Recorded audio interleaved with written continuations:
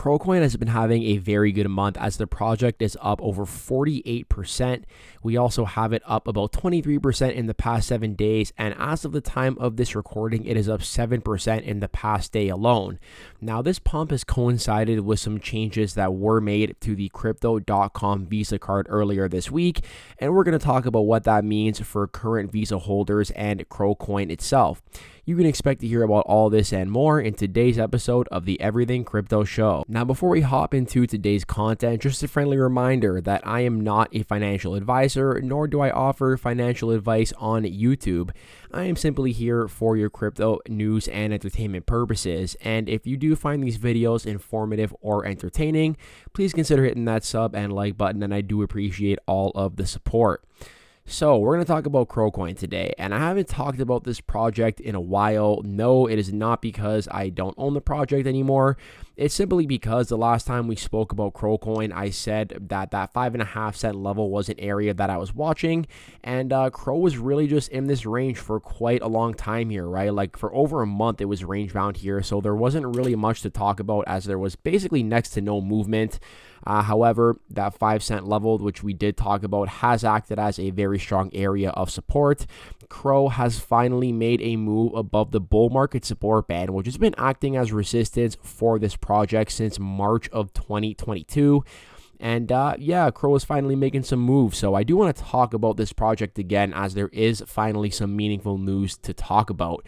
And this is regarding the Crypto.com Visa program. So the Crypto.com Visa program, this is actually the reason I initially got into Crow. In my opinion, this is my personal favorite, and I think one of the best global crypto visas that is currently on the market. You can see all the benefits that are here. And the main catch with this Visa card, and the reason that it does actually have an impact on Crow, is that you have to lock up a certain amount of Crow to actually be eligible for these Visa.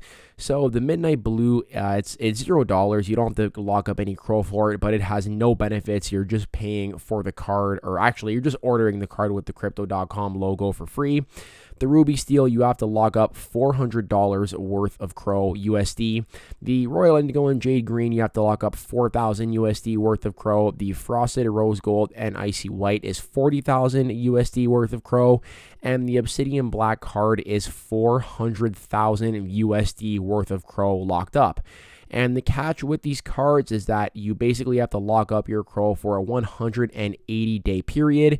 And if you choose to unlock your Crow after that 180-day period, you lose a ton of the benefits. So you're basically heavily incentivized to actually go ahead and keep your Crow staked for the benefits of this card. And the benefits here are quite juicy in my opinion, right? Like, we can see that the Ruby Steel is offering 1% cash back up to 25 USD worth. The Royal Indigo and Jade Green offering 2% cash back up to 50 USD worth. The Frosted Rose Gold and Icy White offering 3% back, and the Obsidian Black offering 5% cash back. With some of these other benefits here in the higher tiers, you can take a look at them for yourself. But the cashback is the big one that I do like to focus on, because when they say cashback, they actually mean Crow back, because the cashback is paid out in Crow. And I do think that's incredibly relevant, right? Because, I mean, for example, let's take a look at something like the Royal Indigo and Jade Green card, which does offer that 2% cashback. So let's say that you're taking this 2% cash back, and then Crow goes up 50%, like it has basically here in the past month, right? Like, as I just said, we're up 48.5%. So any of the cash back that you earned last month on the Crypto.com Visa is now effectively something more like 3% cash back, because the value of Crow has increased by 50%. And I do think that's kind of like the big value proposition when it does come to these Visa cards. Now, last week, Crypto.com basically dropped some news that they were transitioning certain countries from the Crow lockup, which is currently happening at the moment, into the Crow staking for the card. And I kind of want to break down exactly what these changes are and what the implications are for the Visa and for Crowcoin itself. So the cardholder Crow staking grants you various benefits for your Crypto.com Visa, Crypto Wallet, and Crypto Earn. And cardholder Crow staking replaces Crow lockup from December 4th for eligible users. So here's eligible users. We're going to talk about that first. And if you are eligible, if you're on this chart, your country is not eligible for the cardholder Crow staking. So we have Canada, Guam, Hong Kong, Malta, Singapore, Puerto Rico, South Korea, Thailand, United States, and the U.S. Virgin Islands. And cardholders in the above jurisdictions are still eligible for Crow lockup. So if you are in any of these regions, the Crypto.com Visa program is not going to change for you. It's going to remain exactly as it is. However, if you are outside of these regions, this is where the cardholder Crow staking does come into effect. And, whether or not you're in these regions or not, I mean, even if you are still under the Crow lockup, it's still worth kind of knowing what the cardholder Crow staking is, because it does have implications on Crow coin itself. So essentially here, Crypto.com describes it as under cardholder Crow staking, your Crow is staked on chain and you participate in securing the underlying blockchain. The reward rates for staking are dependent on the blockchain and may be subject to change. Rewards are paid weekly to your Crow cardholder stake, thus compounding your returns. The staking and unstaking process require an activation and unbonding period, respectively. So, the Cronos POS chain, formerly known as the Crypto.org chain, basically what is happening here is this is the chain where Crow coin is staked. And you can see here there's about 6.576 billion Crow delegated to this chain at the moment. And with Crow coming in at a supply at the moment, a circulating supply of over 26 billion, that effectively means that something like 20% of all Crow coin currently in circulation is locked up on the Cronos POS chain.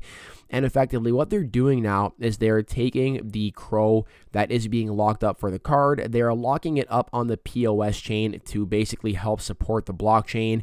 And then what they're going to do is redistribute these rewards to the Visa holders. So effectively, this means that when you actually lock up your Crow for the Visa, Crypto.com is taking your Crow and staking it here on the chain, and then those rewards come back to you. So let's take a look at what these rewards look like, as I'm sure that's the first thing people are most concerned with. And effectively, kind of like the TLDR, is that they're basically unchanged for the most part, right? So for the Ruby Steel card, you are not getting any yield on your Crow, but that was also the same here even before the Crow cardholder staking. You were not getting any staking yield on your Ruby Steel card. That was only for the Royal Indigo and Jade Green and up, right? So the Royal Indigo and Jade Green offers a 4% staking yield at the moment, or a lockup yield, whatever you want to call it. And the Frosted Rose Gold and Icy White and the Obsidian cards offer 8%. So now if you are transitioning into the Crow card holder staking rewards, basically you're going to be getting that 4% yield. So it remains the same. And I think the big thing that kind of a lot of people were looking at here were the service fees charged on Crow staking rewards. So the existing Crow lockup rewards, as we just mentioned, it comes in at 4%. Now the service fees charged on Crow staking rewards is going to be 40%. And that means that the card holder Crow staking rewards comes in at 4%. And the reason this actually adds up here is because if we take a look at the staking yield for Crow, you can see that currently on the Cronos POS chain, it basically comes in at a yield of about 7.5% more or less. So basically what they're doing is they're taking that 7.37%, they are taking 40% as a service fee, and that is netting you a 4% yield minus the 40% fees they're taking. Now, as for the Frosted Rose Gold and Icy White, the existing Crow lockup rewards come in at 8% for both of these tiers, and they're not going to charge you any service fee on the Crow staking rewards, but because the yield is currently 7.37% and not 8%, they are basically reducing that back to 7% roughly. And so effectively for the Frosted Rose Gold and Icy White and Obsidian card holders, they're actually getting a 1%, down from 8% to 7% in terms of that yield, and the Royal Indigo and Jade Green remains unchanged. And I think the most important thing to kind of consider when it comes to the rewards, first and foremost, is that, as the staking yield comes down on the crypto.org chain, I would imagine so does the yield to kind of keep it in line with the APR currently being offered.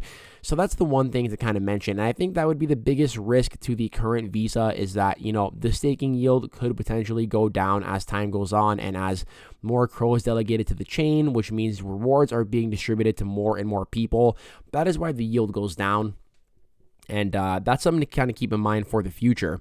So the second thing I do want to mention here, and this could potentially be bullish for CRO, is basically what they talked about here is that the cardholder CRO staking rewards will be credited to your CRO stake in your crypto wallet, thus compounding your rewards.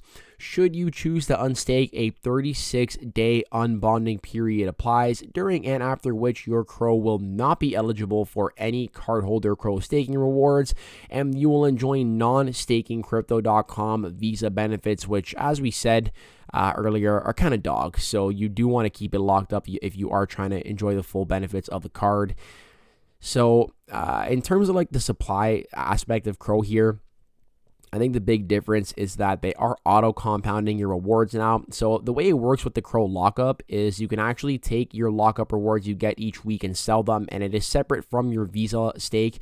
Now what they are saying is your CRO staking rewards are also locked in along with your Visa stake. And if you do want to unstake and if you want to sell that CRO, you have to unstake even your Visa CRO, even the CRO that's locked up for the Visa, effectively meaning that you will no longer be staking for the Visa and you will no longer be getting those rewards. So basically, if you are kind of moving over from the CRO, to kind of make it simpler, if you have the CRO lockup, nothing is changing, okay? If you are in a jurisdiction that is eligible for CRO staking, what's effectively happening is your CRO is now being auto-compounded, meaning you are going to be earning more CRO because they're automatically auto-compounding it for you. However, you cannot sell your CRO that is being earned from the staking rewards. It is due to it's subject to a 36-day unbonding period, and then during and after that unbonding period, you will not be getting any cardholder CRO staking rewards. And I think the biggest reason they're doing this is because the Cronos POS chain, it actually does have a 28-day unbonding period. So Crypto.com is tacking another 8 days on top of that if you do want to unstake your CRO.